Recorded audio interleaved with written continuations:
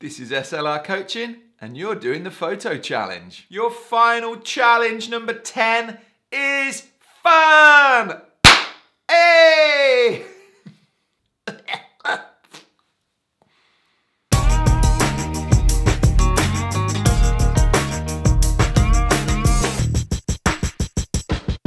Well, this is about as broad as it gets. It can be kids splashing in the puddles in their wellies. It can be dad throwing a little toddler up in the air, hopefully catching them. It could be grandparents chasing the kids around the dining room table, long as they're under 20.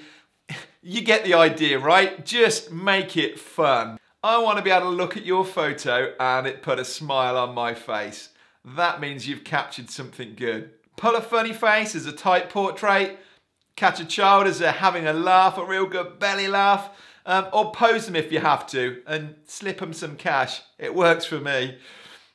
As you're just about to take that photo, say to them, "Did you just fart?" My kids go every time. All right, so you get the idea. What about snowball fighting? If we get some snow this year in the UK, some of you get massively blessed with snow and you're probably about 10 foot deep in it, but for us it's such a big deal to get a bit of snow. So snowball fighting, I would think, is another great one. Let me give you a little tip actually. If you are photographing children, I really recommend that you get down on their level. So you're just like this and you're shooting at eye level to them. The results will be 10 times better than if you just stand up and click away. If you're using auto settings, then go for a portrait style to give you a fairly shallow depth of field. And if you're on manual or using an aperture priority, then again, set that aperture to the lowest number you can get so that you get a shallow depth of field. It really does make a difference. Even in something like this that I'm videoing, I've got this on 1.8 as my aperture on my 50mm lens, and I think it adds a really nice effect. So what do your family do for fun? I want that capturing. And if you don't have any family around, then I'm sure there's somebody that you can borrow, a friend or a family member that you can say, "Hey, can we photograph your kids?" Just ask the parents' permission first, please. Don't get me in trouble. Just make sure it makes me laugh. And no moonies. And that's it.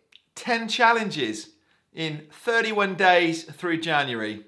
So by all means start doing your research now. The only one that I'm really saying that you can start photographing before January is the Christmas decorations. Everything else I'd like you to get in January. So start planning it out. Make this an exciting time for you. A New Year's resolution to really give your photography a go.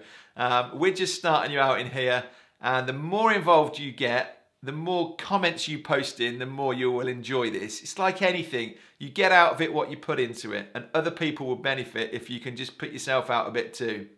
If you set up with Discuss so that you are emailed any time that you get a comment, you can then just check your emails on your phone, post your comments on it. You don't need to be sat in front of your computer. There is an article, as you should know by now, on the website that tells you how to use Discuss. I think it's fantastic, and yeah, let's see how we get on. Hopefully we won't find any glitches or problems and we can just have a great time on this challenge. If all goes well, then there's probably no reason why we couldn't do another one in March, and I've already got a few themes lined up already. So enjoy the challenge. Thank you for taking part. Get out there, take some photos and let us know what you're up to. And let's see who can get the best pictures in a nice, fun competition. All the best. Have a great Christmas.